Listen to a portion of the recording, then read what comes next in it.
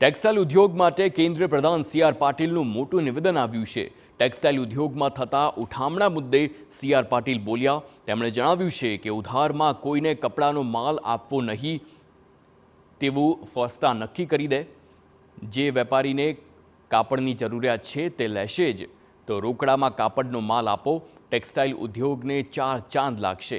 Textile ઉદ્યોગ ખૂબ જ આગળ વધશે. સુરતમાં આયોજિત એક કાર્યક્રમમાં પાટીલે નિવેદન આપ્યું છે.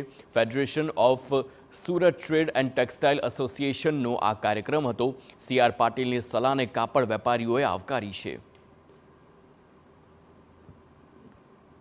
इस यूनिटी से तय कर लो ना एक बार कि हम किसी को उधार नहीं देंगे, चेक दो और माल लेके जाओ। किसी को भी बाहर नहीं जा सकता, वो आपसे लेना ही पड़ेगा।